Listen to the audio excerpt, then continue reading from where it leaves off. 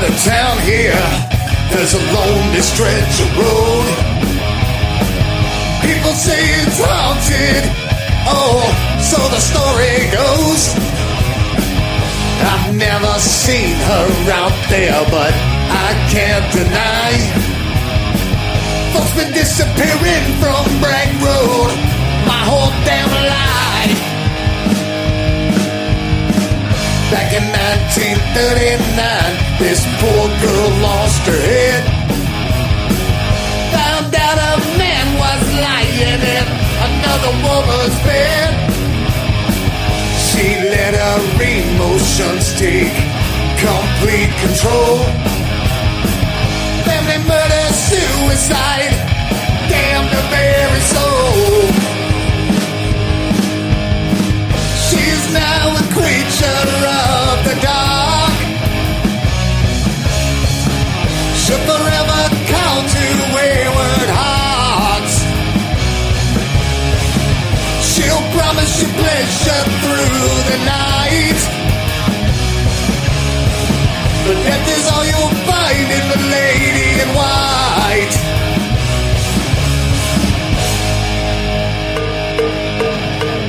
She appears to the unfaithful and the morally corrupt. She'll see right through you and every lie that you construct. Hitchhiker in a white dress asking you to take her home. If you know what's good for you, you'd best leave her alone. 'Cause she's now a creature of the dark. She'll forever call to wayward hearts. She'll promise you pleasure through the night, but death is all you'll find in the lady in white.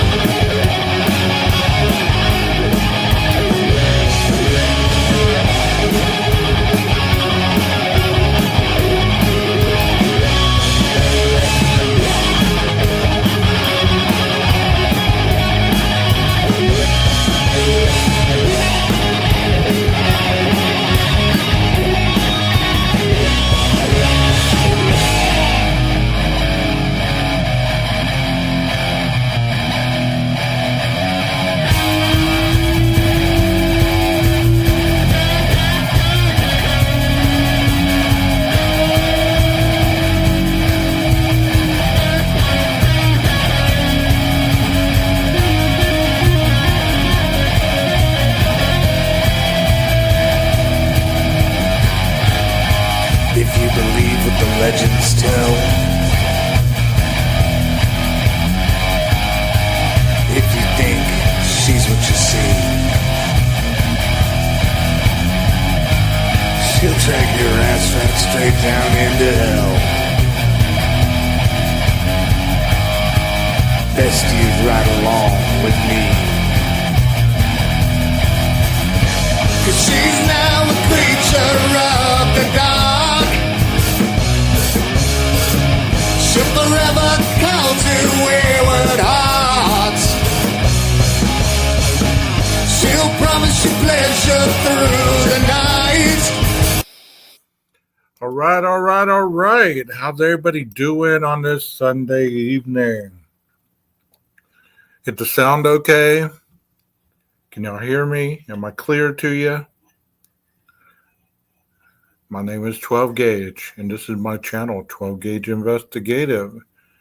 You know, tonight I decided to do a little bit of reading. The reading hasn't always been the fan favorite, but people enjoy this book by Mr. Brucato, and he, in my opinion, did an awesome job writing this book with the author Dr. Stone, amongst other people.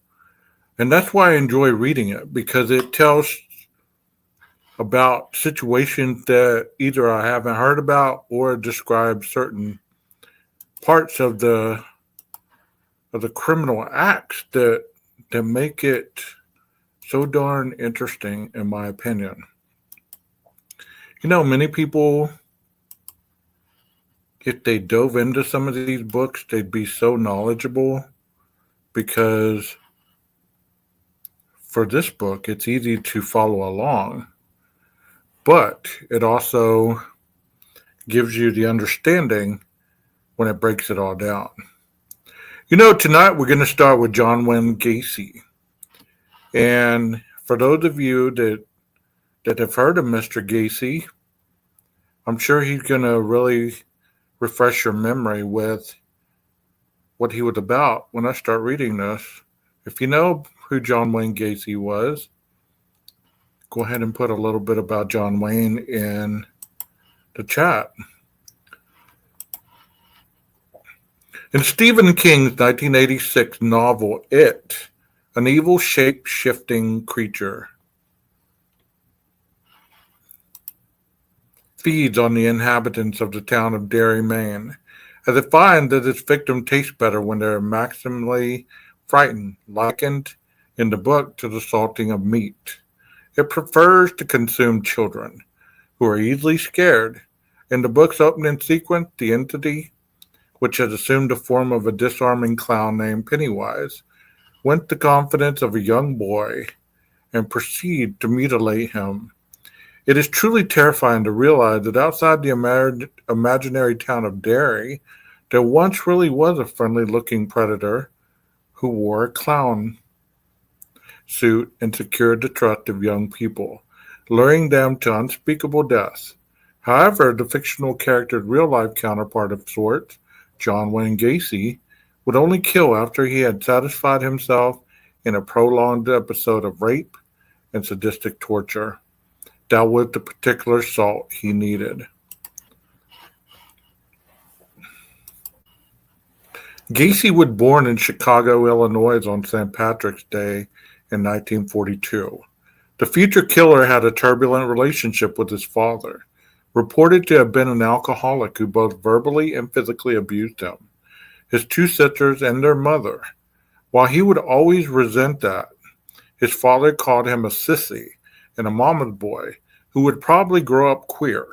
He always denied hating him.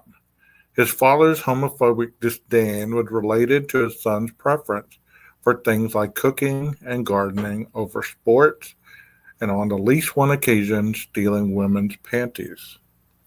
Gacy was a Boy Scout in childhood, making some friends in his troop, and delivered newspapers after school. At the age of 7, he was caught fondling a young girl, and that same year, he was allegedly molested by a family friend.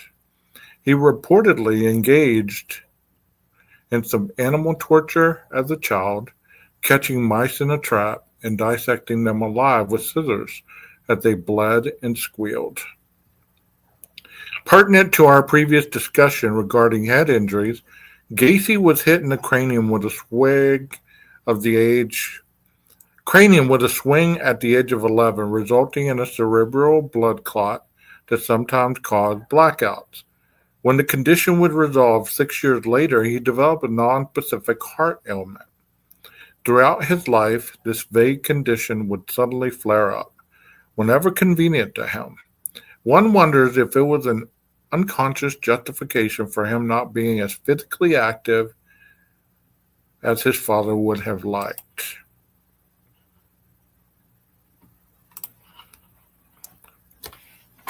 Whether he was malingering the condition entirely is open to debate. Gacy struggled academically, attending 4 different high schools before finally dropping out. Following a blow-up with his father, he abruptly relocated to Las Vegas at the age of 17 and found work as a mortuary janitor. Because he was short of money, he was permitted to sleep on the premises and later It, late, it later It later emerged that during this period, he would sometimes open the drawers containing corpses, undressing and speaking to the bodies.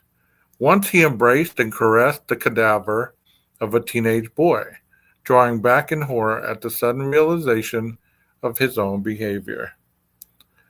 Missing his family, Gacy quickly returned to Chicago, where he enrolled in a business school.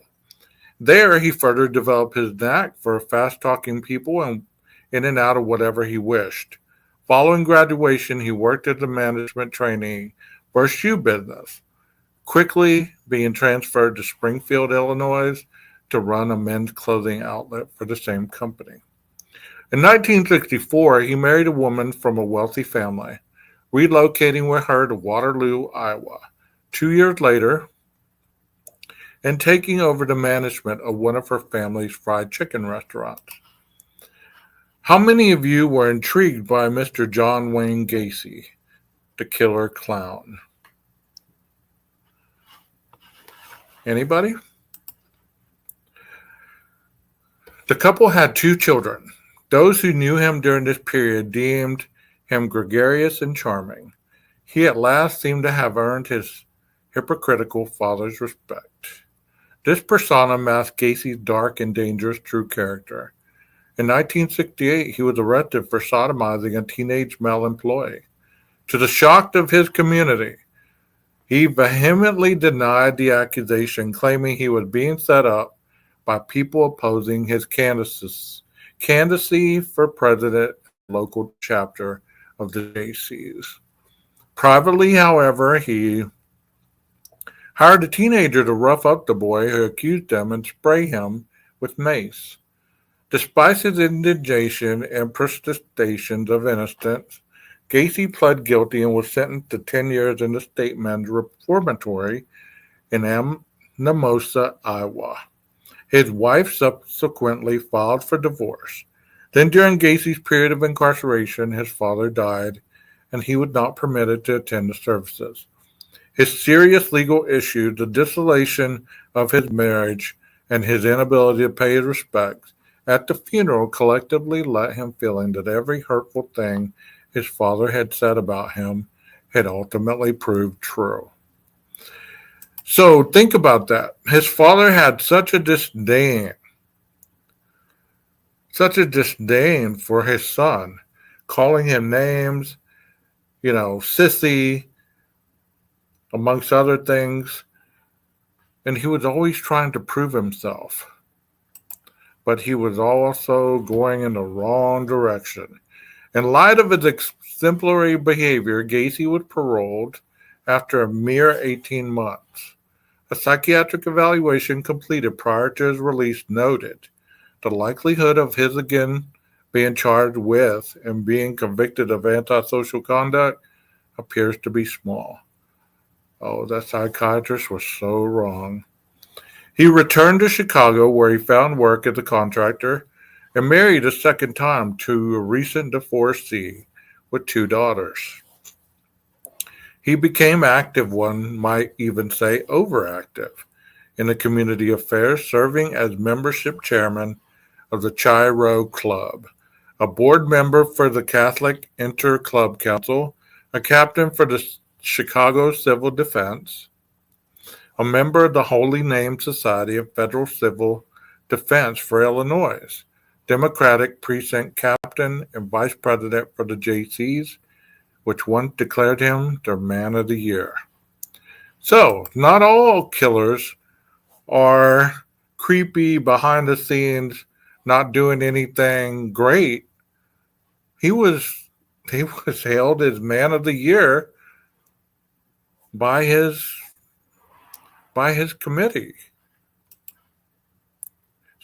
Psychologically, these tireless efforts may have represented an attempt to again merit the approval of the now deceased father, whose harsh critiques had long been internalized. Incarceration for a sexual crime involving a male may have felt to him like a validation of all those homophobic slurs his father had hurled at him. His frenzied community service might also be viewed as a sadistic in intensity and overcompensation for how much pleasure he drew from cruelty, whereas the sadism in turn may have compensated for feelings of powerlessness. Positions of leadership likely further served his desires for domination and control over others, which, as we have seen, are key drives in individuals who commit serial sexual homicide. In early 1971, Gacy was arrested for molesting a young male he picked up at a bus terminal. The charges were dropped when his accuser failed to appear in court. Around this time, Gacy opened his own contracting business, hiring young teenage boys to work for him, supposedly as means of keeping labor costs down. Elsewhere, due to growing political aspirations, he threw himself further still into community service, even dressing up as a clown named Pogo, or Patches, to entertain at children's parties and hospitals. However, these efforts were impeded by growing scuttlebutt surrounding his clandestine gay lifestyle. In 1975, he made a sexual advance on a 16-year-old boy in his employ. A month later, he tricked the same youth into slipping into handcuffs before trying to assault him again.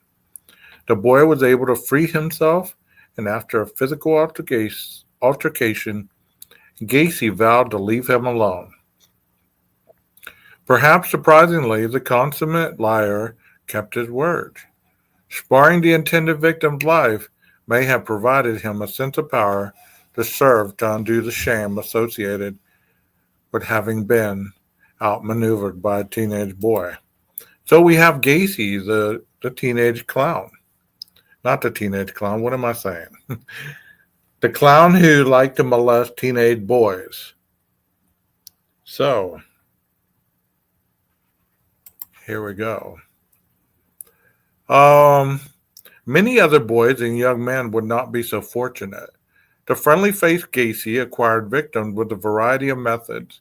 In some instances, he suddenly attacked employees after slowly earning their trust, or enticed strangers to his home with promises of drugs or alcohol. He sometimes convinced hustlers and runaways on the streets of Chicago to enter his car by posing as a police officer, flashing badges and guns at them, and pretending to place them under arrest. At this time, Gacy and his wife began drifting apart as his mood became increasingly volatile, with incidents of violent shouting and hurling furniture. He was also keeping a peculiar schedule, leaving at midnight and returning at dawn. I wonder what the clown was doing, and seemed to his wife to be obsessed with gay men's magazines. They divorced in 1976, and the loss, coupled with his newfound privacy, launched him into a frenzy of unmitigated depravity and serial murder. So the gay clown is into porn and stuff like that. You said, "Put me live, my man. I'll join this." What do you mean? Like you'll read? I wonder why a clown, Leslie says. It would later emerge that Gacy killed for the first time in 1972, stabbing a young boy abducted from a bus station 2 times in the chest. Over the following 6 years, he developed a generally consistent modus operandi in a long string of other homicides. Once he had lured a male victim, he would persuade him to slip in the handcuffs under the pretense of playfully performing a magic trick, after which Gacy would say, "There's no key to let you go." That's the trick. He would then chloroform him, sodomize him, and torture the youth, repeatedly holding his head underwater in a bathtub, urinating on him, singeing him with hot candle wax, whipping him, or placing him in a homemade pillory suspended by chains. Several of Gacy's victims asphyxiated due to having socks or underwear stuffed in their mouths, while most were killed with a makeshift tourniquet in his infamous rope trick. Here, Gacy would place a rope around a victim's neck, fashioned into a loop, into which a stick was placed. By twisting the stick slowly, the victim was gradually choked to death. I remember this. As victims convulsed and writhed, Gacy sometimes watched or else moved about the house, taking routine calls from friends or clients or carrying out chores. There's an interesting symbolism here. The tourniquet, which Gacy likely learned to make in the Boy Scouts, is normally associated with healing and life saving, but here it was used for torture and killing. Gacy, too, was on the surface a healer and a helper who could suddenly transform into an instrument of death. So, how many killers have we heard of that have been helpers, that have been the ones, saving the day, but then again, becoming a killer? This next part. One might even view the tourniquet as a metaphor for Gacy's own corrupt innocence and transformation into the aggressor. It is also noteworthy that the killer would sometimes read Bible passages while watching his victims suffocate, suggesting that a sense of moral superiority, much like Robert Berdella's, figured into his crimes. Finally, Gacy admitted to sometimes keeping the corpses of some of his victims under the bed or in his attic prior to interring them, although it is unclear whether he engaged in necrophilic acts on these occasions. Gacy is known to have murdered 33 males in all, including 2 boys ages 14 and 15 who knew one another. The friends were assaulted and killed the same day, one very likely in the presence of the other. A master schemer, Gacy had his young staff dig trenches in the cramped crawl space beneath his home or elsewhere on his property, claiming he was intending to install new water pipes. There were actually graves. There he buried 28 corpses, covering them in limestone to accelerate their decay. He eventually ran out of room and dumped 4 other bodies into the Des Moines River. When neighbors visiting Gacy pointed out the pungent odor pervading every room, he simply attributed the stench to sewer problems. Ladies and gentlemen, welcome. I want to tell you something really quick. This is the second time it's been mentioned that the neighbors were complaining of a pungent odor. If you happen to smell a pungent odor from your neighbors, do not let them tell you it's from the sausage factory across the street or that it's sewer problems. Do some investigating. There could be some dead bodies there. Don't let them tell you it's just a dead cat.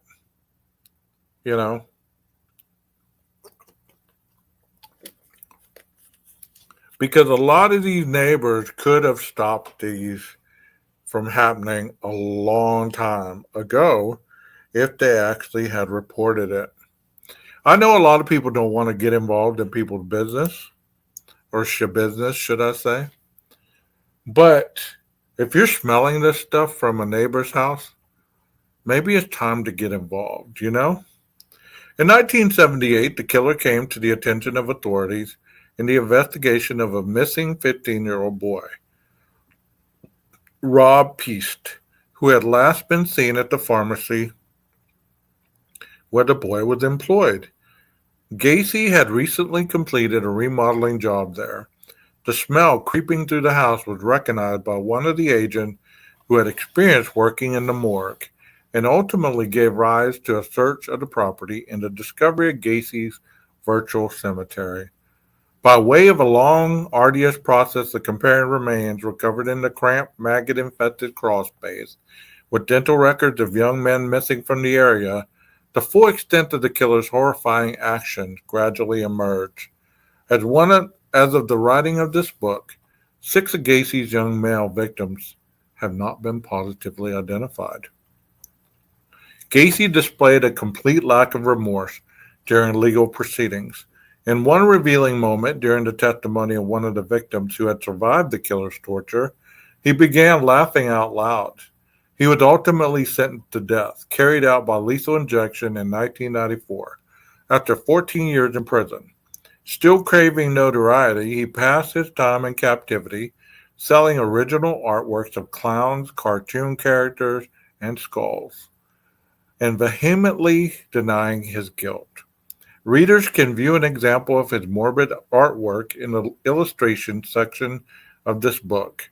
Gacy even created personal telephone hotlines, allowing the public to hear his various refutations of his prosecutor's case for $1.99 per minute. He was a man ahead of his time. The numerous strangers who wrote him letters were asked to fill out a pen pal questionnaire, as if applying for the privilege of his correspondence. Unrepentant to the last, his final words were, "Kiss my ass." Wow. A rebellious clown to the end. Mental health experts who testified during the Gacy trial had provided equivocal interpretations of his psychological profile, describing him in turn as traumatized by childhood abuse, a sexual sadist, or suffering from paranoid schizophrenia or multiple personality disorder. It was also opined that his personality was organized at the borderline level, that is to say, fragmented with primitive emotional defense mechanisms, and that he would experience brief psychotic episodes during periods of extreme rage in which he allegedly believed he was his father and his victims were himself. That makes a lot of sense. In this view, his killings would have represented an intent of self-loathing of his homosexuality, weakness, or some other aspect of himself. Gacy was depicted as splitting off what he felt were bad parts of himself, projecting them onto his victims. However, it was also noted that Gacy was never really out of touch with reality. The processes of tricking his victims into handcuffs and tying intricate knots for ligatures used for his rope trick required some clearness of mind, as did the devious, methodical methods by which he had workers dig graves to conceal evidence of numerous killings, all the while appearing affable and innocuous in social circles. This ability of Gacy's to pass for a trustworthy, likable sort speaks to a key distinction between the commonly confused concept of compassion and empathy, distinguished by Dr. Stone, and the anatomy of evil. While compassion refers to sympathetic concern and pity for the misfortunes of other people, empathy is the capacity to correctively read the emotions signaled by another person's face or body language. In psychopathic persons such as Gacy, we would expect an utter lack of compassion, but adeptness in terms of empathy. It was the killer's ability to read the feelings of others quite well, in conjunction with superficial charm, that allowed him to win the confidence of victims and successfully lure them to their death. So, think about that a minute. Many people believe that, if you're a killer, you must be evil from the outside in. And this was the total opposite.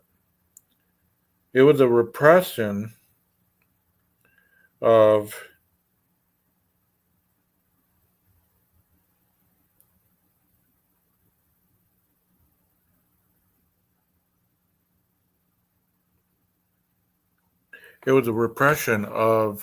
what he viewed his father,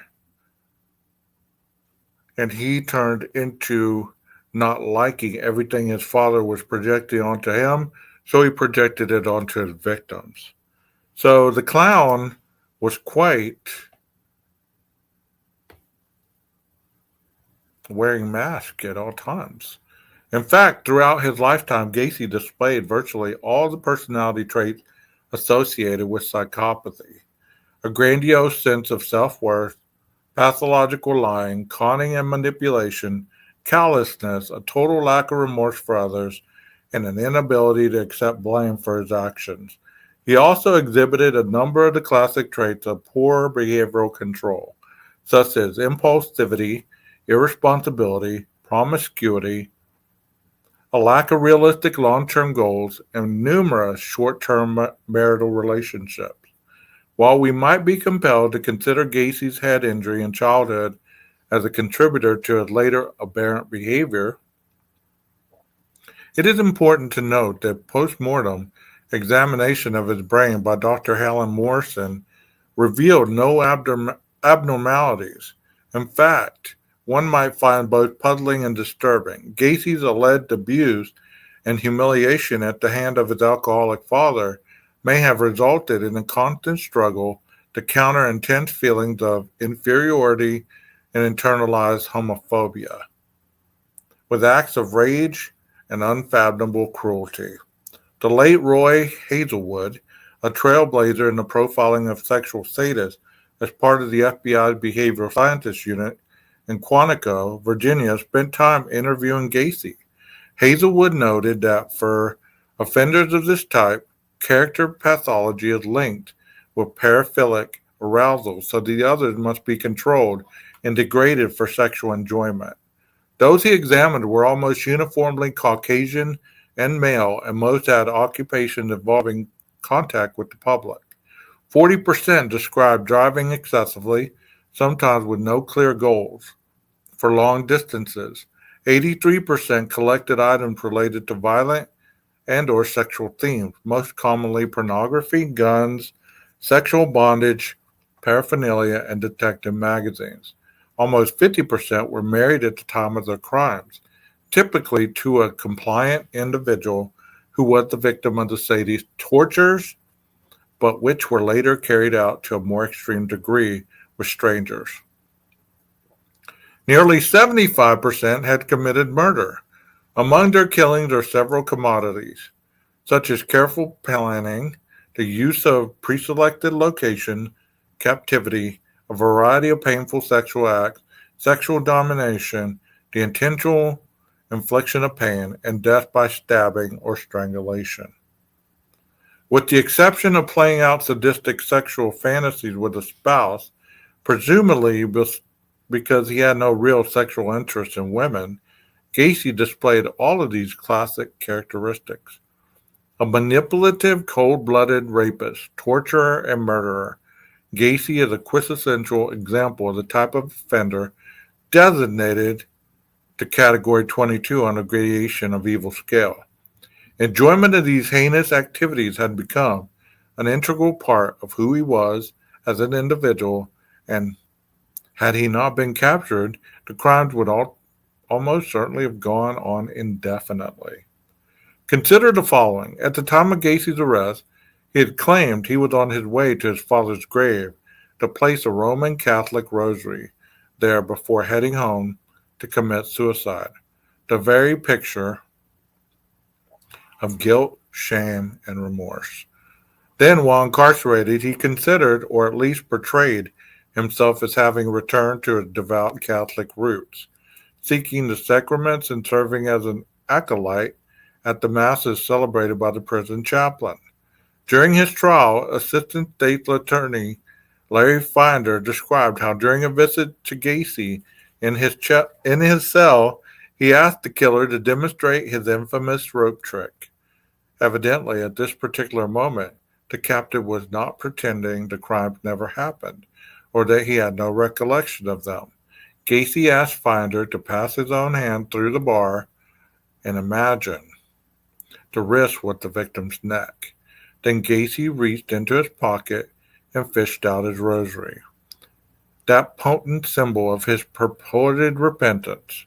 Perverting its innocence, he looped it around Finder's wrist and tied 3 knots, inserting a pin between the second and the third.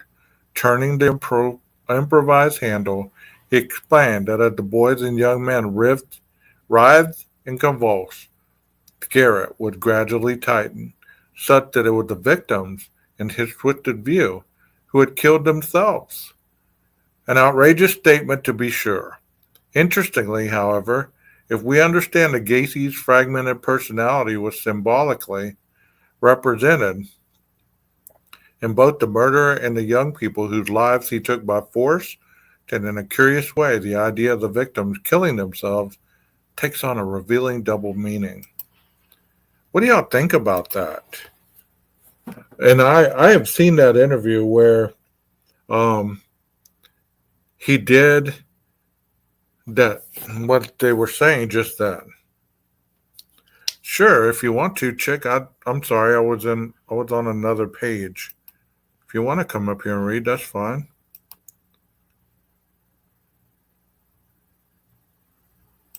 I was on another page. I didn't see it.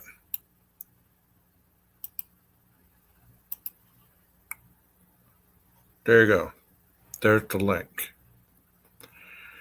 So what do you think about the killer clown? I mean, that is freaking interesting none the least. You know?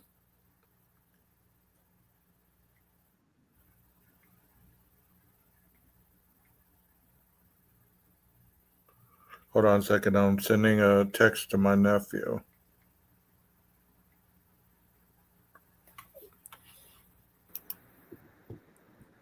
Hi there. Hi. Call you Chick or Chick Bait or, Chick?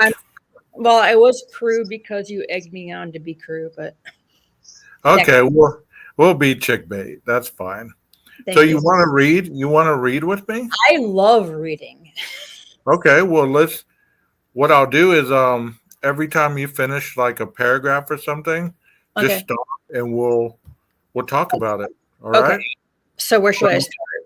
So let's talk about David Parker Ray. Go ahead and start with him. Okay, so there is little we can say to prepare the reader for the story of David Parker Ray, who represents incontrovertibly the upper limits of the highest ranking of the you really handed this over to me.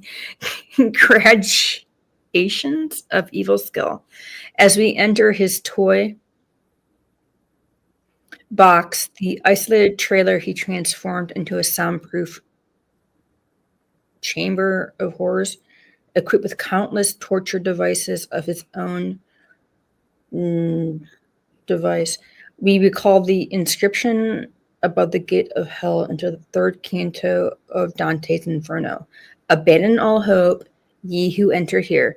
Pioneering criminal profiler Vernon Gerbarth, who participated in the investigation of Ray, has provided a highly graphic depiction of the killer's consummate degree of evil in the classic book Sex-Related Homicide and Death Investigation, Practical and Clinical Perspectives, referring to Ray as the devil on earth. So do you remember this guy? You remember the toy box killer? This guy had literally built like a shed and he had like S&M stuff in there. I think this is the guy.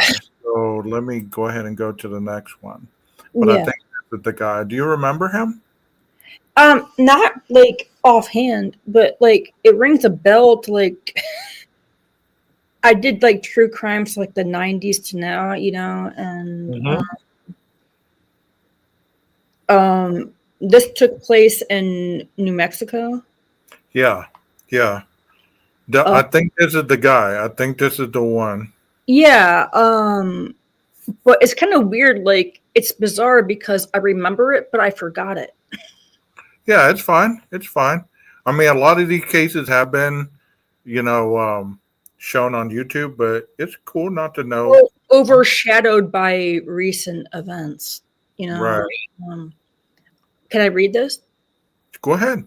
Okay, according to his own disturbingly detailed diaries, Ray abducted, raped, tortured, and killed up to 60 girls and young women in New Mexico across the breathtaking span of 5 decades.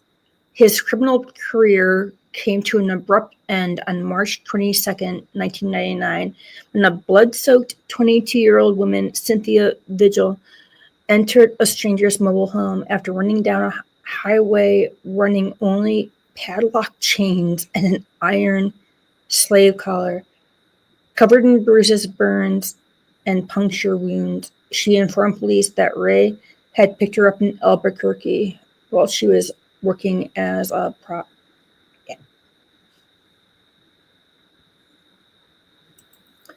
masqueraded as a police officer wearing convincing uniform, flashing a badge, driving an RV equipped with a Kojak light. When they entered his vehicle, he and a female assistant, his girlfriend Cindy Handy, who had been hiding in the bathroom, suddenly attacked her. They shocked her with a stun gun and kicked her in her stomach. She was bound, and in her mouth, eyes, and head were wrapped in duct tape. Her clothing were removed. The couple then proceeded to make pleasant small talk with one another as they drove her back to the toy box where she was chained to the wall with a dog collar around the neck. Can we stop there for a minute? Yes. You might need to grab you some water because your mouth is going to get dry for sure. Okay, I'm gonna get some water. Hold on a second. Okay. This case right here is if you haven't seen it, it's really bizarre because he lived in him and his wife lived in a trailer, and they had like a In New Mexico, right? yes, and they had like a little kind of those trailers that you can you carry lawnmowers or small equipment. Well, was it like in kind of like a rural, like desert area? You mean? Yeah, yes. And he had this trailer. It was enclosed, and he would take the individuals in there, and he had all the sadistic torture devices and chains and whips and all that stuff in there, and he would chain them to the wall. So, well, talk about going off the grid. Like, I would love to do that, but this is sadistic. yeah, it's really. I mean, if you get a chance, look it up on YouTube. It's called the Toy Box Killers. Yeah, no, I vaguely remember that, and like you're like ringing that bell in my head right now, and it's like, oh my gosh. Yes. It's like 20 years after the fact that I learned about it. Well, that's cool. That's cool. So you want to keep reading? Yeah, sure. Okay. Vigil was then subjected to Ray's horrifying introduction tape describing her forthcoming degradation, torture, and retention by her master and mistress as a long-term slave. The recording, which works out to about 10 single-spaced pages of transcribed text, had the detached, impersonal tone of a form letter and cannot be fully reproduced here in the interest of common decency. It was played for a number of girls and women who found themselves in Ray's trailer. That is disgusting. Following abduction, they were immobilized, nude, and sometimes groggy from having been drugged. Some were hoisted by chains, the trailer ceiling dangling there, as the sadist's cool, monotonous voice came over a loudspeaker. Hello there, B-Way. So you can read this. You don't have to edit anything out. Read it as it is because I'm going to read that part as it is. All right, the next part. Hello, bitch. Are you comfortable right now? I doubt it. Wrists and ankles chained, gagged, probably blindfolded. You're disoriented and scared. Too, I would imagine. Perfectly normal under the circumstances. For a little while, at least, you need to get your shit together and listen to this tape. It is relevant to your situation. I'm going to tell you in detail why you have been kidnapped, what's going to happen to you, and how long you'll be here. I don't know the details of your capture because this tape is being created July 23rd, 1993, as a general advisory tape for future female captives. The information I'm going to give you is based on the experience dealing with captives of a period of several years. If, at a future date, there are any major changes in our procedures, this tape will be upgraded. Now, you are obviously here against your will, totally helpless, don't know where you're at, don't know what's going to happen to you. You're very scared or very pissed off. I'm sure that you've already tried to get your wrists and ankles loose, and no, you can't. Now you're just waiting to see what's going to happen next. You probably think that you're going to be raped, and you're going to fucking sure right about that. Our primary interest is in what you've got between your legs. Did I do okay, Trolls? Go ahead. Yeah. Keep going.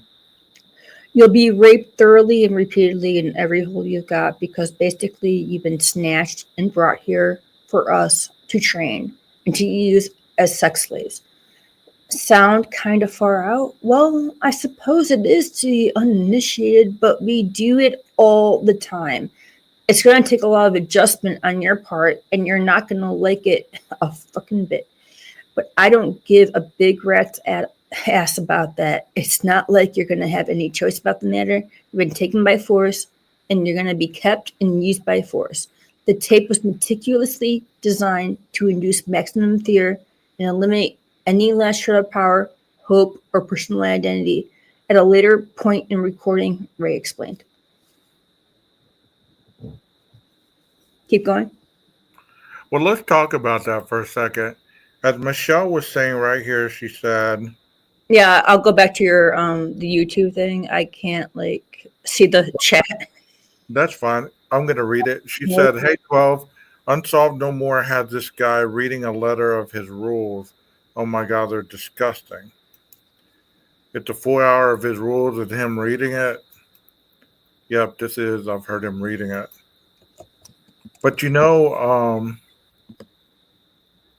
it's really disturbing, Yes, and also, as far as these individuals that have these kind of sadistic traits, I've noticed that most of them either have a contract that they have the individual sign, or like this guy is, obviously. Was that even true in the first case, if they signed anything? Do what? Do you think it's true that they signed anything in the first place?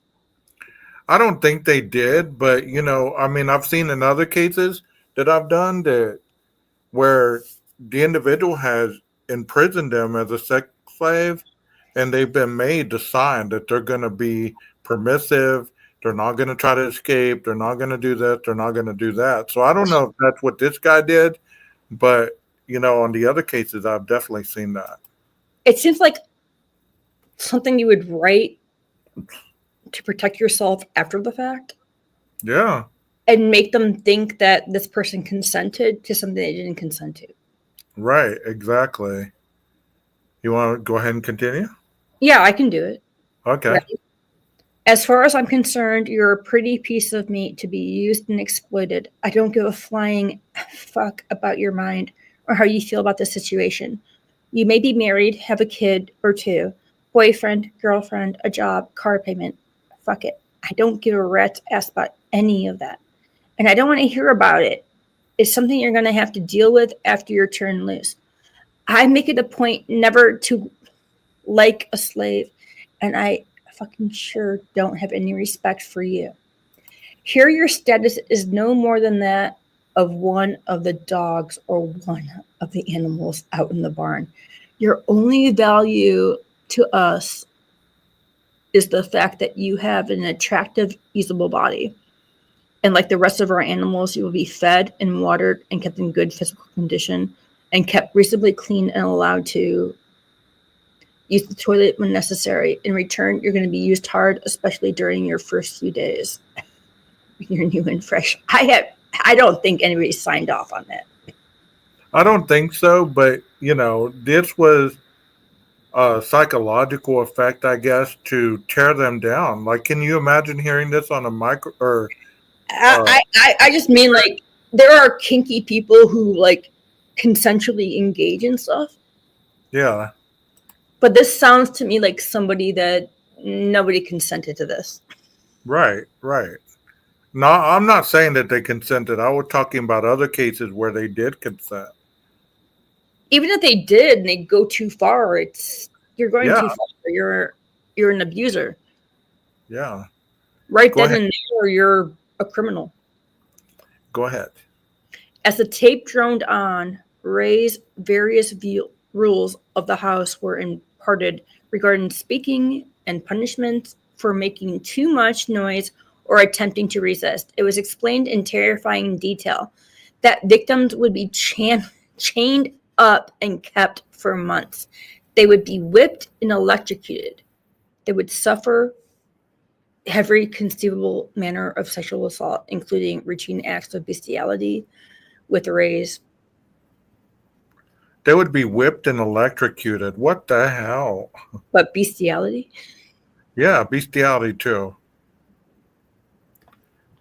German shepherds, sometimes in front of friends. It was opined the cooperation was easier than the alternative fate. It may sound harsh and cold, but if you give to us too much trouble, or if you pose any kind of threat to us, I won't have any qualms at all about slicing your throat. Like I said before, I don't like killing the girls we bring here, but occasionally things happen. What can I say? I would really hate to have to dump that pretty little body off a canyon somewhere to rot. I'm not trying to scare you. That's just the way it is. So that little area right there is trying to garner rapport, like saying, "Okay, I'm going to read all this stuff to break you down, but Yeah, but then there's no rapport. It's all threat. right, I'm going to break you down with all this, but then I want to, bring you some sense of comfort that I don't want to kill you, but I will slice your throat." No, it's kind of like a twisted agenda, like Yeah, yeah, I'm not going to do this, but if you don't do this, I will do it anyway in graphic detail. exactly. Keep going.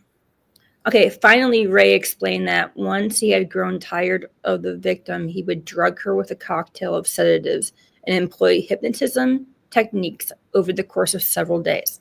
In an effort to eradicate any mental trace of the events, she would be thoroughly washed to eliminate DNA evidence and dropped off on some country road. Bruised, hey, sore all over, but nothing that would heal up in a week or two. Indeed, one victim who survived Ray's torture chamber was convinced that her vague recollections of severe abuse were remnants of nightmares until she was contacted by authorities. I'm sorry, I shook my laptop at that one. It's okay. I wasn't laughing. Well, it's okay. I mean, sometimes it's not that we're laughing to glorify, what's happening. It's No, like I got shook it's up. so freaking Yeah. intense. It's so freaking intense that you have to break out of the Oh, I like my hand just like shook my laptop. yeah. So look at this right here. If they were drugged, they were washed up, all this stuff. That There's is methodical yeah, plan. it would and they were thinking that these were just nightmares that they were having, that it Yeah, wasn't real. and that people would believe that they were crazy. Yeah. You know, Look at this part right here. he closed the monologue with disturbing platitude. Have a nice day. Is that right? Yeah. Vigil endured 3 days of unimaginable torment, including being whipped, sexually assaulted, with intricately crafted instruments designed to maximize pain, and shocked with devices that sent waves of electricity into her body. Clamps were placed on her nipples attached to ropes that were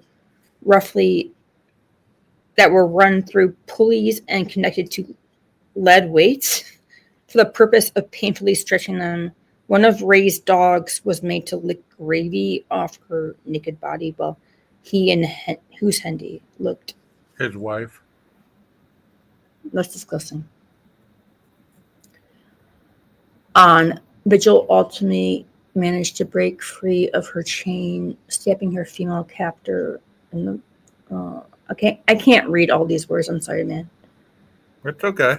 It says, Torture and fleeing through a window. Later that day, Ray and his accomplice were arrested.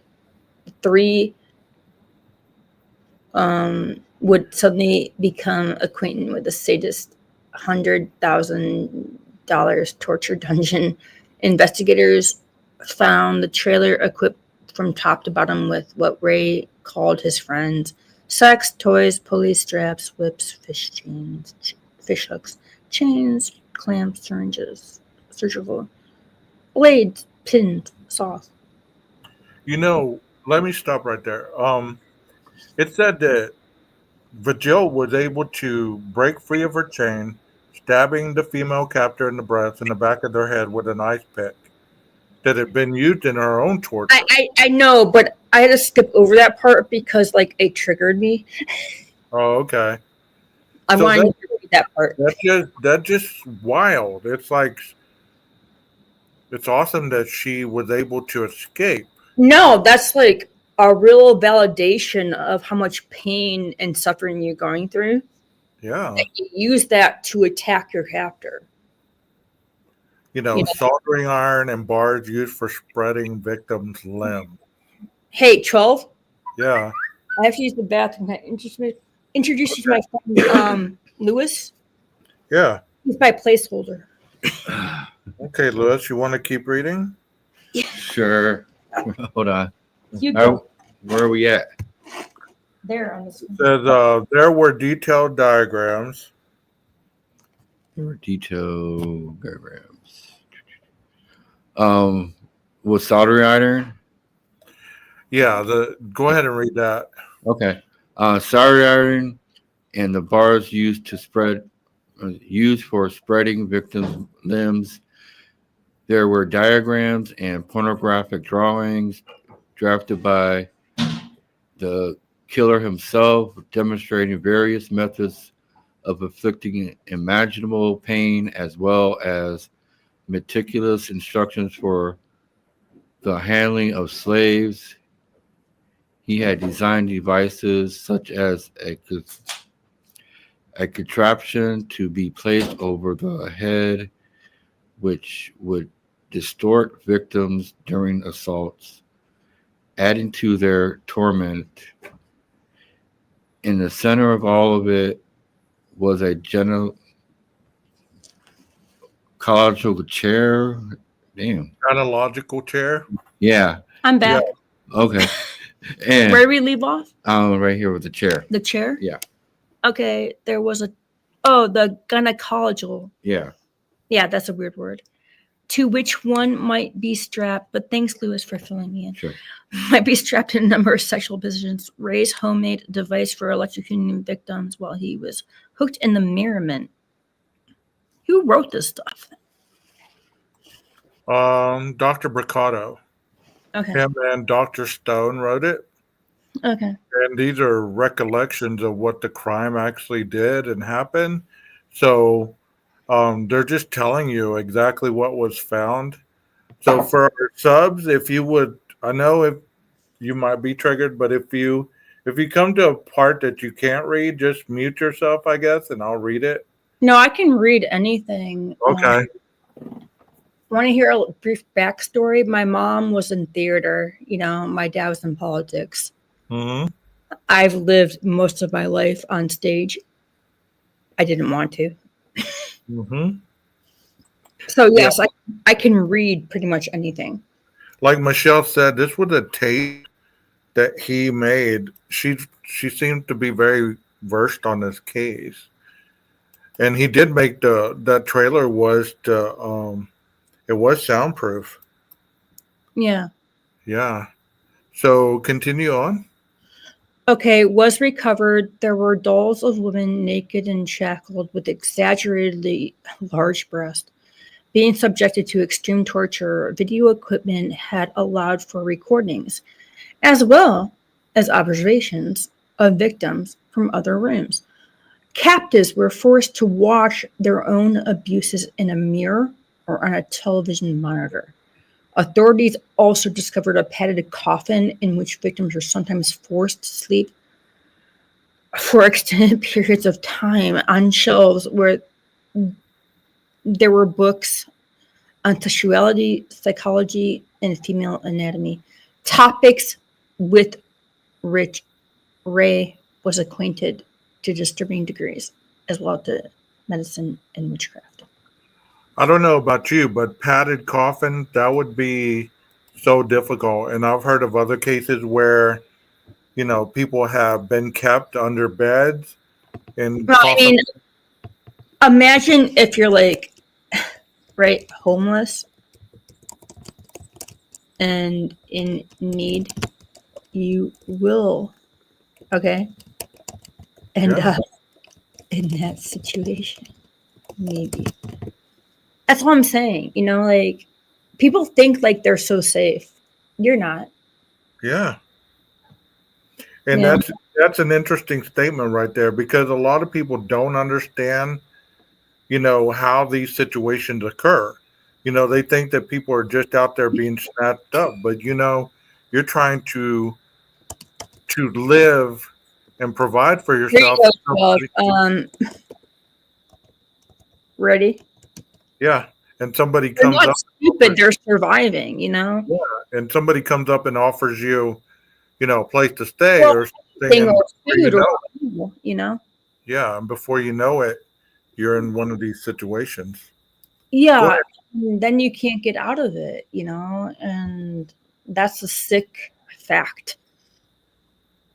A very sick fact. Okay, want you to read more, or Yes, go ahead. you like me reading? Go ahead. Okay. Investigators also recovered an inhaler and a respirator in emergencies that Ray would intentionally bring captives to the brink of death, I assume, before reviving them to maximize their suffering. An artist who spent 4 days in the trailer making detailed drawings for the FBI later committed suicide. Some thought because of the horrors she had encountered in the toy box. Ray I tell you, this case right here, if you go and watch the case, like the one on YouTube, I mean, it is disturbing in so many damn ways. Like, now, today I had some reconciliation in my own life, like to my own kind of captors. They weren't this cruel, mm-hmm.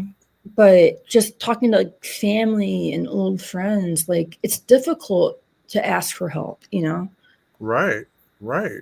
And these people get in this situation, who are they going to ask for help? Who's going to believe them? True. Right. Just keep going. On this page. Yeah. The inhaler. Ray was born. Okay, Ray was born in Belen, New Mexico in November of 1939. He and a younger sister were raised by impoverished parents, Cecil and Nettie Ray, on their maternal grandparents' ranch. His father was allegedly an alcoholic who was abusive towards his wife and children, abandoned the family when Ray was 10 years old. The children were sent to live with their grandparents in rural Montana, where their grandfather, Ethan Ray, repeatedly subjected them to draconian physical discipline. At school, the tall, shy, and socially awkward future murderer was bullied by classmates, struggling to meet girls and make friends. To make himself more interesting to others, he falsely claimed that the singer Johnny Ray was his cousin. In early adolescence, he spent the bulk of his time abusing drugs and alcohol in private.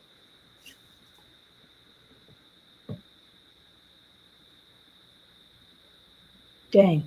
And soon developed a fascination with pornography and periodic with sadomasochistic themes supplied to him by his father. Gifted artist Ray began drawing out his fantasies and perverse images to cover by his sister. Years later, he would claim that at age 13, he tortured and killed women after tying her territory. A D-level student, Ray barely graduated from high school. He found work as a car mechanic before joining the army, where he repaired telescopes airplane engines, and other devices. He later received an honorable discharge and did mechanical work, eventually landing a teaching position at the Spartan. I'm sorry. Go ahead. No, it's okay. I was trying to like keep up with your. No, I mean, I was just thinking, how many of these killers actually Just joined hold on a the second. military? Water. Huh? I need water. Okay. I mean, how many? Hey, chat. I don't know if you're with the killers, and some of their stories and stuff, but most of the stories that I've done, there's a pattern here. There's a lot of these individuals that joined the military. Charles Ng, Leonard Lake. I think who else was in the military that I did recently? The 12. What about the truck drivers? Yeah. I mean, there's a lot. There's a lot of them that join the military and get out. The thing about the truck drivers. Which one? I don't know which one. Well, there is a serial killer that was a truck driver that I did. No, they're actually coming out more and more now, like in the media. Yeah. I don't know. Military background for sure. And also, this guy got a teaching position at the Spartan College of Aeronautics and Technology in Tulsa, Oklahoma. So when people say on other cases, especially one that we all follow, right? When they say that there's no way that some of these individuals cannot blend into society and commit horrendous acts. No, they can't. Of course. Go ahead. I'm baffled, like, after all this time, like 1600s, 1700s, 1800s, we know the trajectory of crime. But now we have the added bonus of media and internet, Yeah. Keep but going. it's the same old story. Keep going. You really want me to read? Yeah. Bless you. Okay. Well, I could read whatever. No. Thanks for letting me read. Like, I'm glad you don't hate me or something. Like, I get like really sad and depressed sometimes. That's okay. There's no hatred here. Okay. Teaching position at the Spartan College of Aeronautics and Technology in Tulsa, Oklahoma.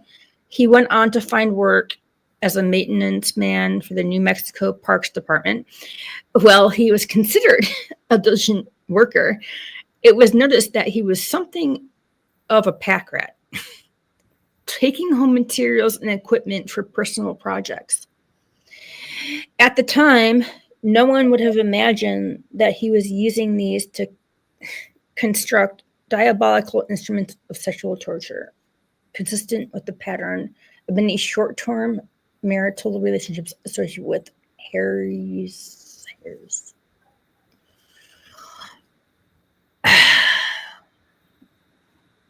Capitulation of psychopathy.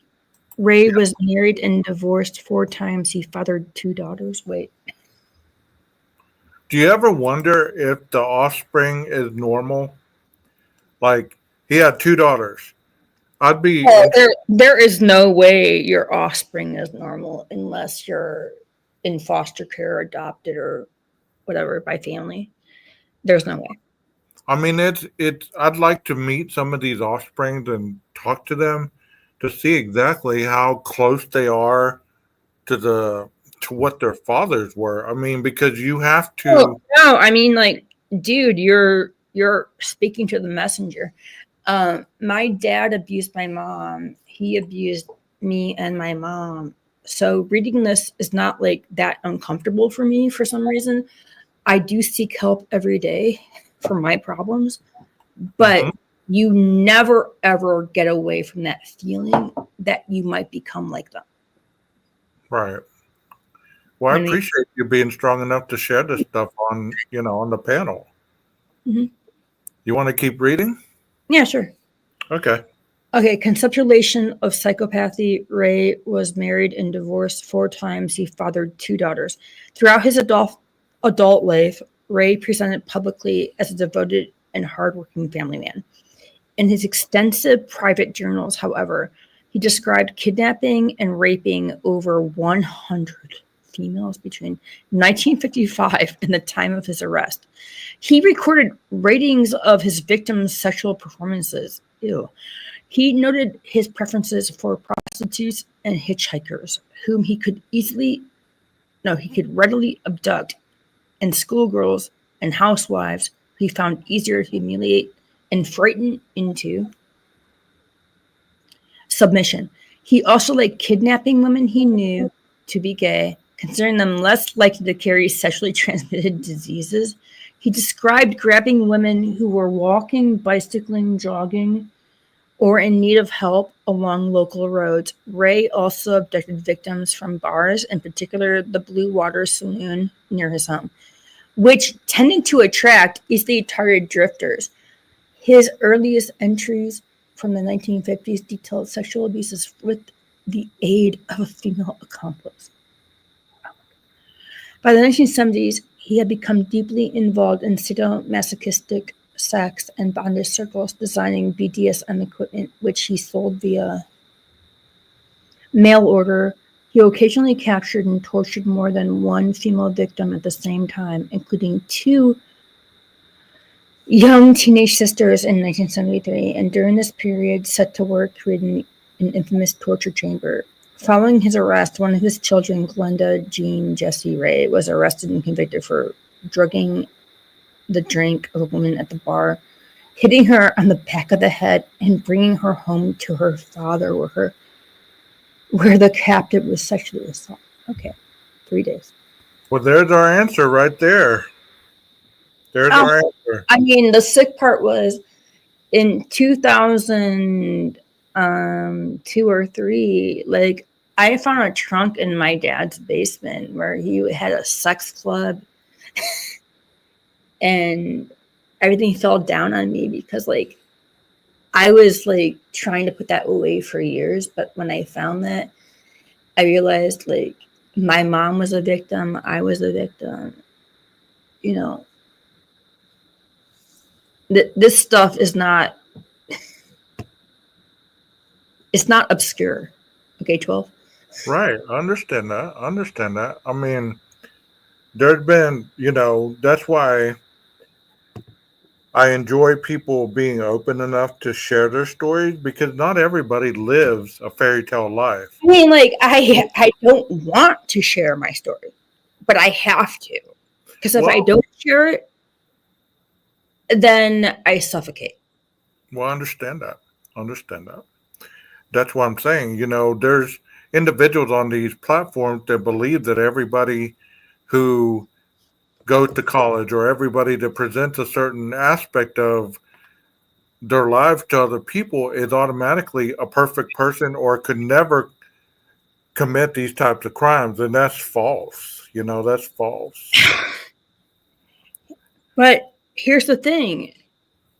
If you have that mentality and that abuse, you could go on and do it to other people. Yes. Or you can suffer for the rest of your life like I do, getting over it. Right.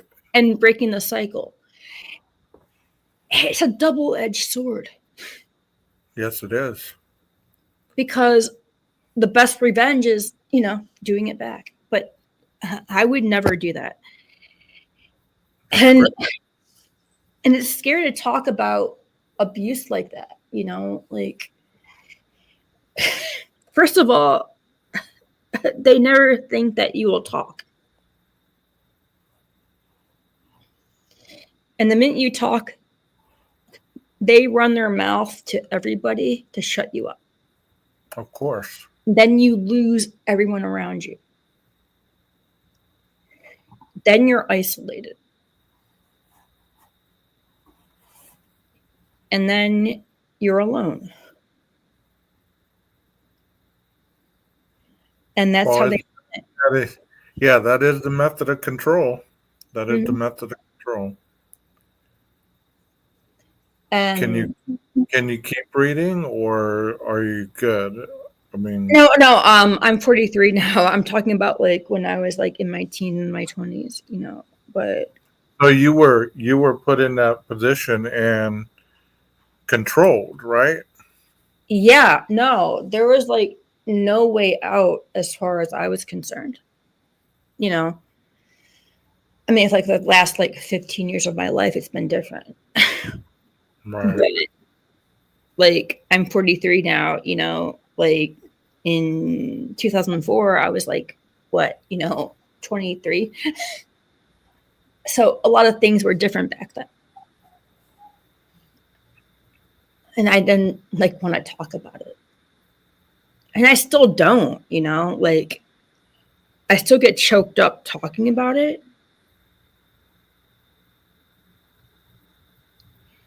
But it's distant now. A little bit. Sorry, 12.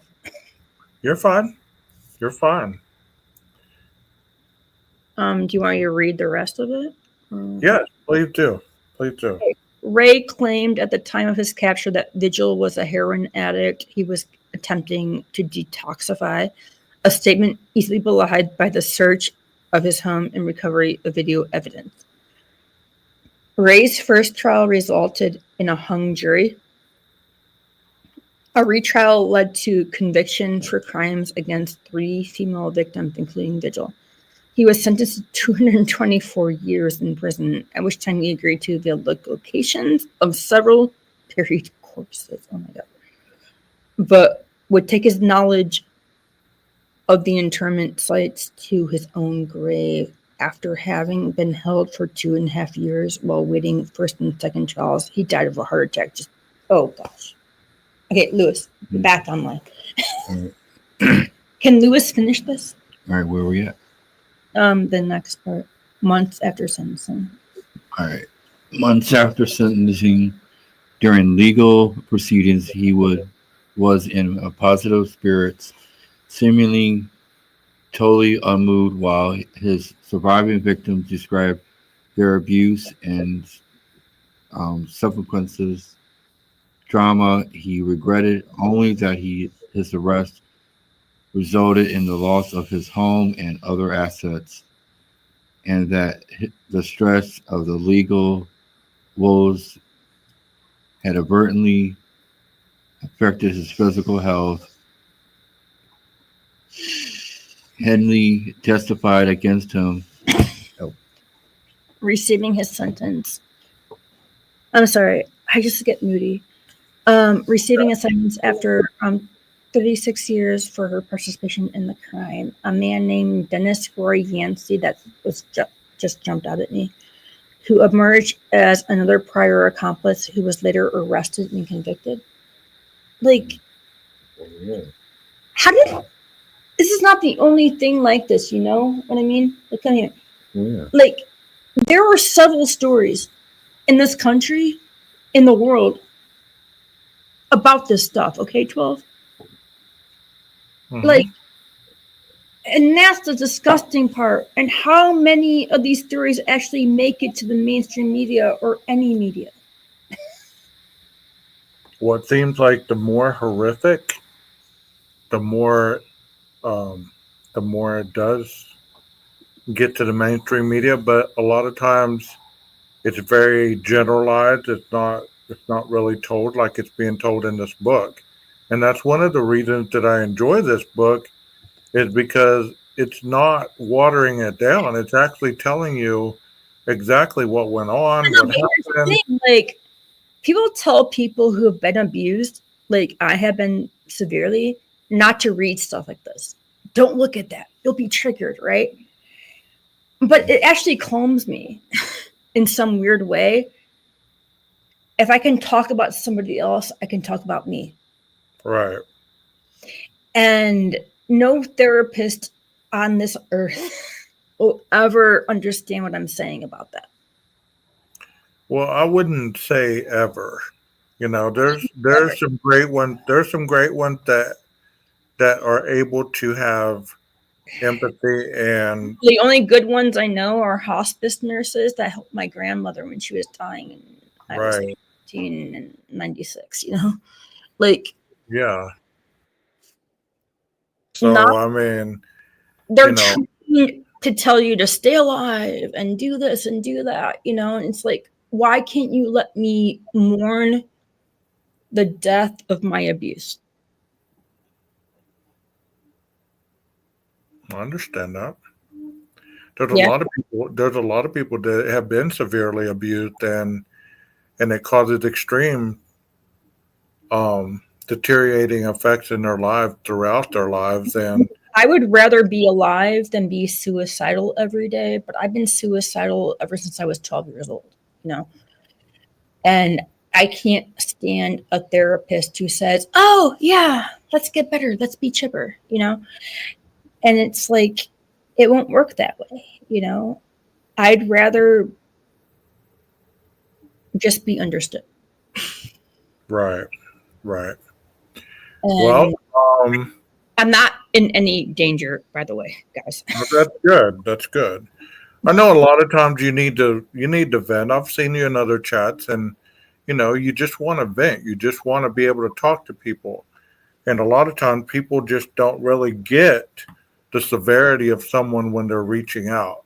They think that they're actually, Well, they're being a nuisance, or they major don't. problem is I can't talk casually about like suicidal thoughts without people like doxing me, calling cops. Right, When I'm just like trying to be open and honest about like how I handle those thoughts and how I regulate it and make it better.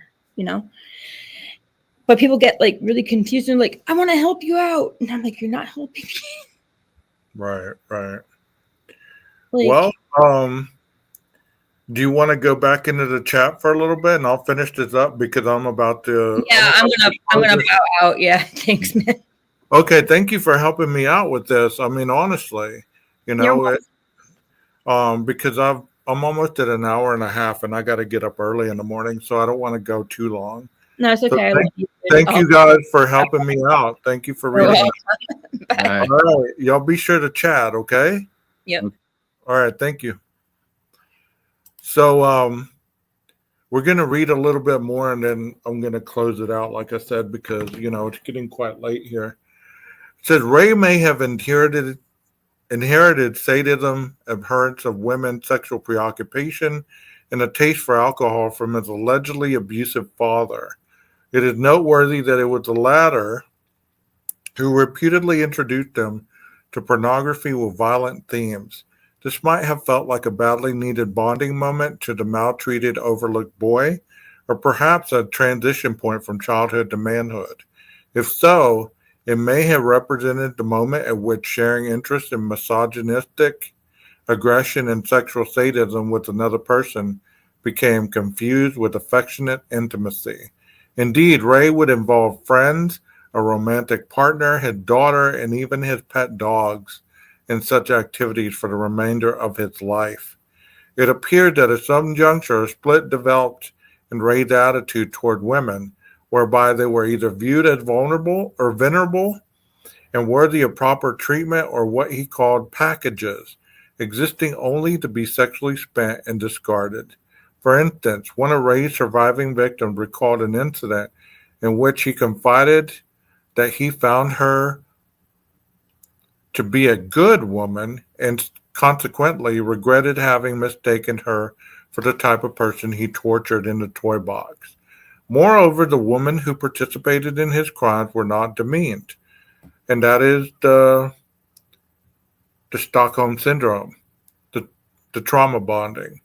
And we heard that in another case that I did the other day with the individual in Cleveland. I can't think of his name right now, but he had, one of the individuals helping him so she wouldn't be demeaned, and that's how she was trying to escape. Whereas captives were required to call him master. Handy and the other women by his side were referred to as mistresses. Certainly, Ray exhibited a textbook psychopathic personality structure and shocking sexual sadism. Yet, what is striking in Ray's history is the absence of so many of the typical childhood antecedents to serial killing we have discussed, including head injuries, neurosis, and fire setting. Fire setting is one that we see a lot of times in the juvenile sector, and that is a very prevalent thing. I mean, individuals that play with fire, that enjoy, fire setting, not for pleasure, but for intending harm with no consequence, you know. Also with the dogs and, animals, if they're killing animals or doing those type of things, then I might take a look at that. For each of these men, victims were mere objects in a series serving no significant purposes beyond the offender's own. Unfortunately, psychiatry does not presently have a diagnostic term for individuals who feel the need to possess another human being, quite literally for the purpose of sexual pleasure. All 5 of the offenders we have described in this section were individuals whose chaotic, unstable upbringings might have predisposed them to want to keep people in their lives by force, or in Berdella's case, retention of body parts. We could also include John Wayne Gacy here. We take into consideration the way he collected young males in his crawl space. Interestingly, all but Tommy Lynn Sells were also collectors of inanimate objects, which may have been another manifestation of their desires for control. Hednick collected coins and paper money, which he affixed to the walls of his home. Berdella was a philatelist and numismatist and compiled a vast trove of exotic artifacts and occult paraphernalia. Gacy amassed paintings of clowns by various artists, and Ray collected dolls, books, and scrap materials. They seemed to love these inanimate objects, displaying them for all to see. It was a certain group of human beings that they despised. All but Sells, who had an IQ of 80 and the range associated with borderline intellectual functioning, were intelligent men who employed technology in their torment. For Ray, Berdella, and Hednick, this included novel methods of electrocution, a decidedly new form of evil. One can envision these killers sending jolts into their victims and feeling like gods, firing lightning bolts at the petty mortals below. All but Sells were masters of manipulation, posing publicly as benevolent figures. Hednick as a church founder and a bishop, Berdella as a rescuer of young men who had been discarded by society, Gacy as a community-minded friend to all, and Ray at the time of his arrest as a redeemer of a heroin-addicted woman. Sells, who went entirely without any family from a young age, may have been left with less of a sense of how to feign socially acceptable behavior. So if we look at these individuals, it's easy to say, well, they were this, they were that. But in the end, they played a role to get these women, these people into their grasp to hurt and even kill them, or even keep them as slaves. We trust that there is no question in the mind of the reader about why the actions of the 5 men we have described warranted placement at level 22 of the gradations of evil scale. Their histories of repetitive murder following deliberately drawn-out torment clearly justify this ranking. Equally important for placement in Category 22 is this. We will have experienced a number of key emotional reactions upon reading their histories, including breathless horror, disgust, and bewilderment, reactions that we posit are at the very heart of what we mean by evil. The use of this term, which is generally confined to the domains of morality and theology, gives rise to the critical question of whether the individuals we have discussed throughout this book, especially those in the upper limits of the gradations of evil scale, were sick or simply exercising free will in dark, self-serving, and destructive ways. It is true that there are some offenders, far more often males, who intentionally commit cruel and violent actions following clear-headed premeditation and followed by no glimmer whatsoever of remorse. As unfathomable as some of their actions might be, such persons are not suffering from any major psychiatric illness, such as psychosis or mania. The serial rapist Ted Bundy was not crazy, in the least, when he methodically conned women into getting into his vehicle, knocked them unconscious, brought them to isolated areas, and brutally murdered them, following or sometimes during furious sexual assaults.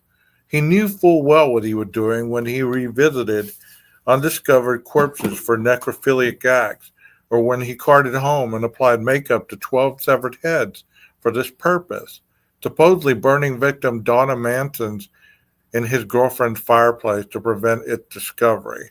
In day-to-day life, he was able to blend into the background, playing the role of an upstanding citizen with an affable personality and a measured, soft manner of speaking. He was routinely called attractive and charming. Bundy understood not to commit his crimes in public or in front of law enforcement officers. He studied psychology before entering law school and even worked for a suicide prevention hotline, speaking to others about the value and importance of their lives while he was taking lives. We have also reviewed a few cases in which psychopathy and bona fide mental illness, generally within the schizophrenic spectrum or following drug or alcohol abuse, did coexist. We saw that with Albert Fish, who believed he received commands from St. John the Apostle to castrate young males, was clearly experiencing psychosis within the context of a wider psychopathic personality structure. Another serial killer, Richard Chase, blended with Coca-Cola the carcasses of animals he had captured and disemboweled so as to create an elixir which he believed would keep his heart from shrinking. He also injected rabbit's blood into his veins. He progressed to slaughtering 6 people, engaging in post-mortem mutilation and sexual acts, and drinking his victim's blood. On one occasion, he stuffed the corpse's throat with dog feces. My sister-in-law and I were talking about this guy today. The vampire Sacramento. The bizarre, disorganized killer was subsequently determined to have a history of schizophrenia, the latter intensified by his use of LSD. Examination of other cases revealed that psychopathy, sadism, and malignant narcissism. Psychologist Dr.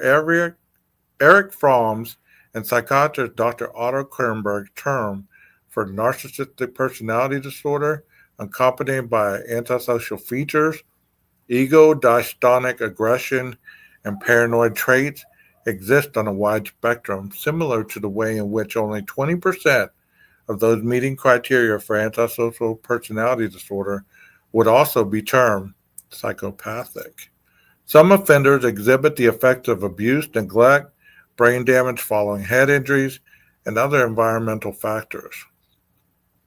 In others, there appear to have been inborn deficiencies, perhaps in the disordered prefrontal cortex, a key area for control of impulse and emotions, and certain areas in the limbic system involved in empathy, chiefly the amygdala.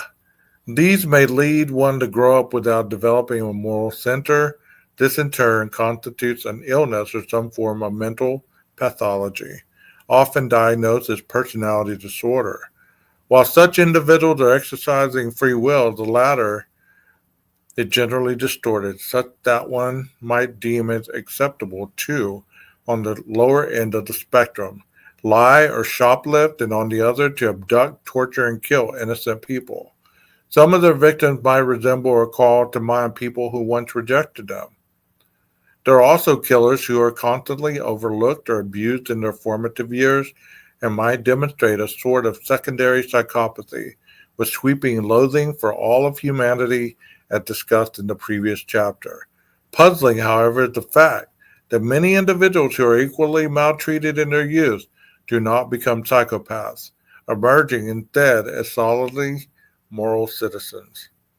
In short, psychopathy can be conceptualized as representing a psychiatric condition within the arena of personality disorders, in which the basic moral center is absent to lacks.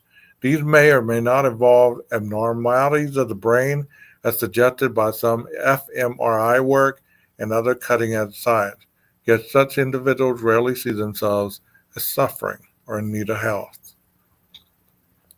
At the furthest end of the spectrum of non-psychopathic psychopaths are those who will go well past the point of merely not understanding why it is wrong to cheat or to walk out of a restaurant without paying the bill. Instead, knowing fully well what they are doing, they deem it acceptable to give vent to rage or envy, or to serve egocentric strivings for domination and control, which wholesale sexual assault, homicide, butchery, and even prolonged torture. These are the most psychopathic of psychopaths, the inhabitants of the upper levels of the scale we have been describing.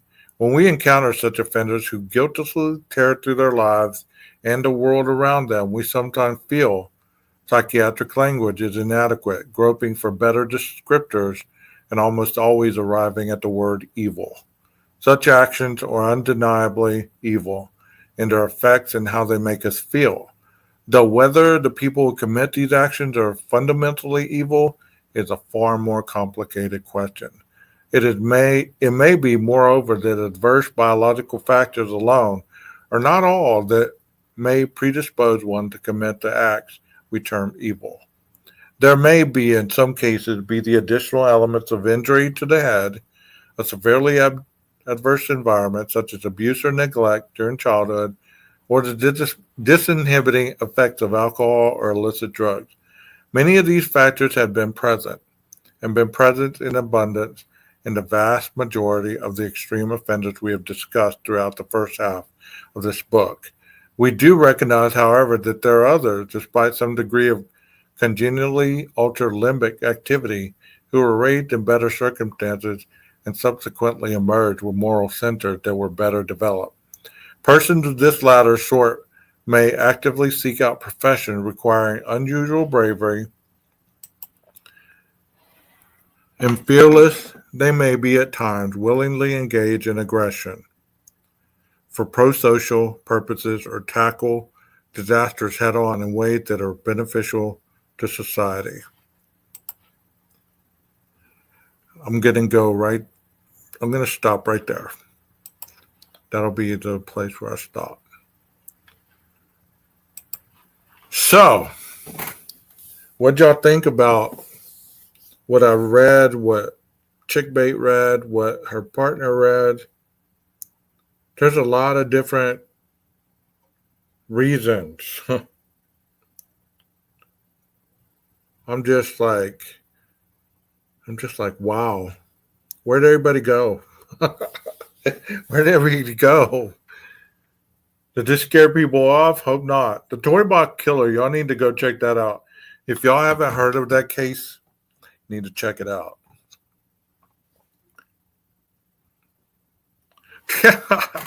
Getting cross-eyed, huh? It's 12. Yeah, pretty much. Probably born that way, Texas. It's very shocking. Very shocking, to say the least. You know, the reason that I like reading this book is because of the cases that we see today. You know, the cases that we hear about. You know, the Casey Anthonys, the TikTok guy,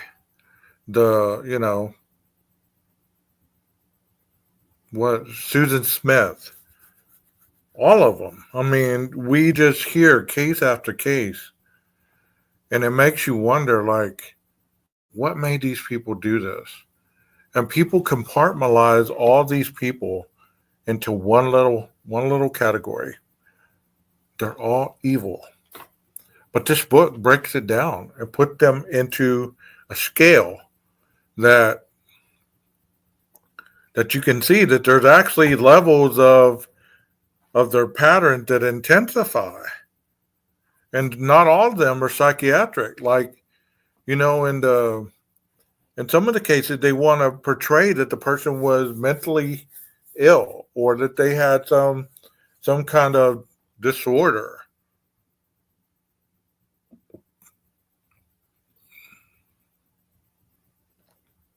Not all of them do. Not all of them do. Some of them do it for no other reason than pure control, pure evil. Toybot Killer said, I don't like to kill my victims, but doesn't mean that I won't.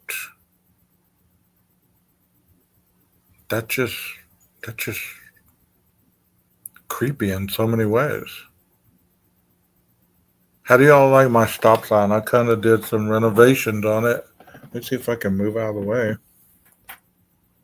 It's a work in progress, But it's interesting that you may never, like Texas just said, you may never know who it is that you're friends with, that you work with, that you might even go to the grocery store and make friends with. People appear to be normal. Everybody has a representative. Never forget that. Everybody has a representative. And then you see the real person after a while. And sometimes, once you get to that point, like Chickbait was saying, you're trapped and there is no way out. And then many people do not understand the life of an abuser, the life of someone who has to have control. Do not do that, Leslie. Don't you dare. You know what I mean? It's like you have to be very mindful of the individuals that you're around,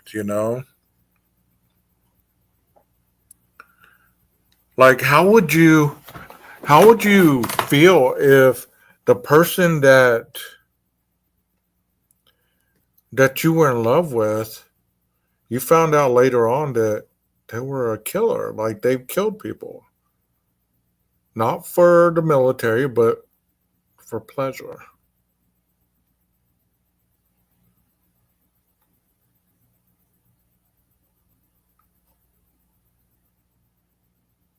How would you deal with that? The old man, huh? Don't you dare kick Billy out. I've yet to see Billy or hear Billy. Yeah, BTK and his wife were married for 30 years. You'd think that she had any kind of understanding that he was doing that?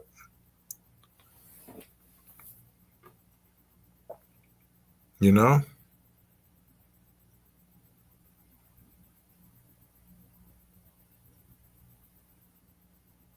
just never know. I'm not I'm not saying to not trust people. We could have some creators that could have killer tendencies. You don't know. I'm not talking about myself, okay? I don't have those tendencies. But I'm talking about individuals who you watch. It's kind of like there's some creators that are fixated on young girls. Their shows are all about young girls. Missing young girls, murdered young girls. They very seldom highlight, missing boys or missing males or anything like that. And It makes you wonder. You're just like, okay, well, are you doing this for the females in your subgroup, or do you have a fixation?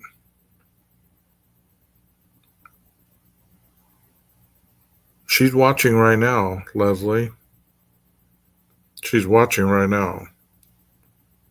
You haven't seen her in a while. When was the last time you saw her? She's watching right now. She watches these shows. She she texts me from time to time when I get out of line. You know what I mean? She tells me, that creeps me out. You're not this person, are you? You're not this person, are you? She calls me 12. Pretty interesting. I like that. So I guess I'm going to call it a night. Chick, if you watch this on replay or whatever, I hope that you and your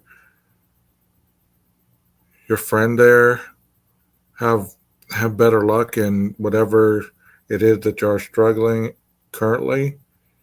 And always know there's a little turbulent part before the storm clears. There's always a light at the end of the tunnel. I know sometimes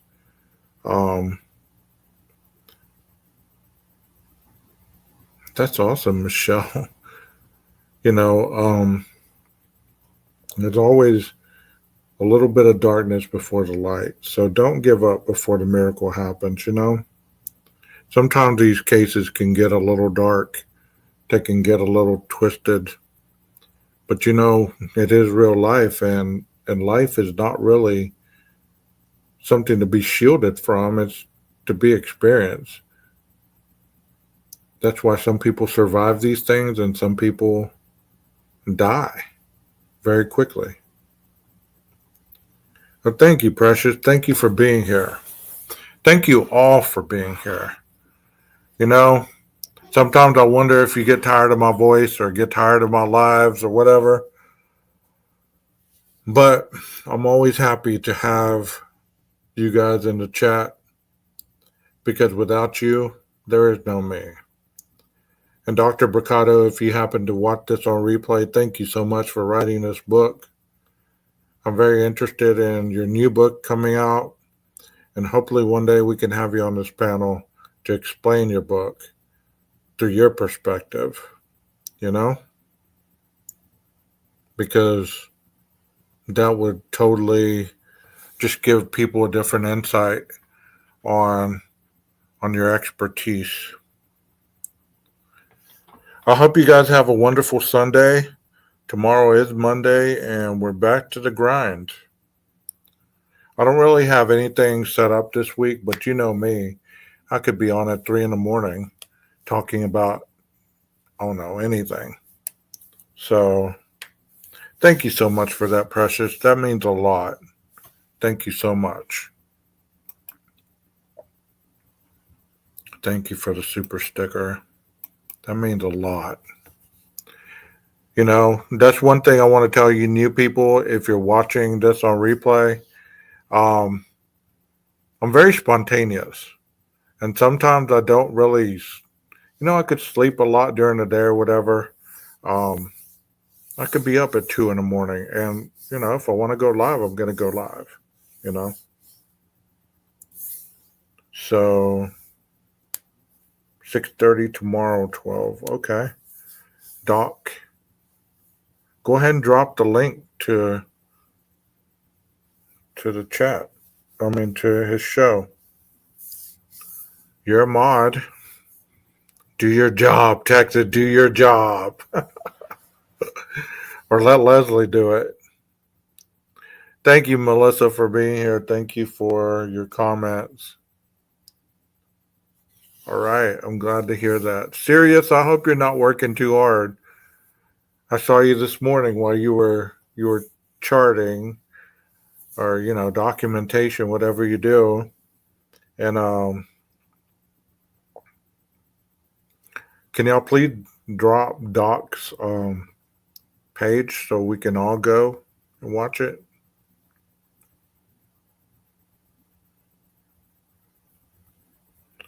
Oh, okay. That's awesome. That's awesome to be off work. I'm ready for it to warm up so that I can head to the beach and catch some rays of sunshine, you know? You too, Rondi Potter. Can somebody drop Doc's link, please? That way people know where his channel is. Please, somebody.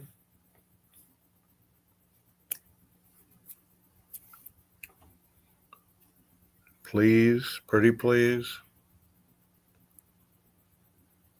There it is. There it is. Thank you so much, Sirius.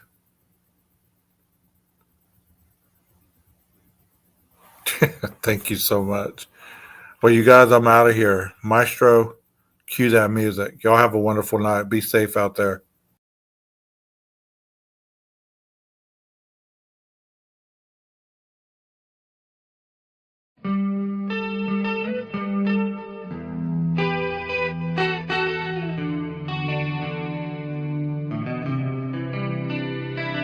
Now maybe I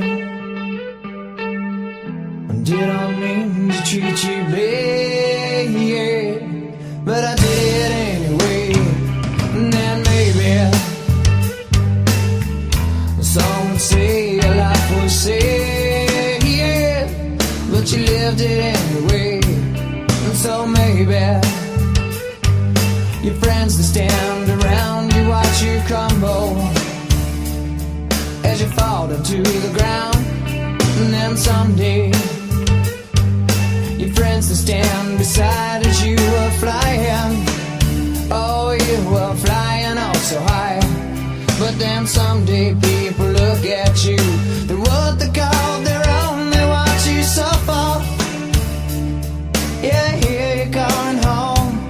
And then someday we can take our time to brush the leaves aside so you can reach us.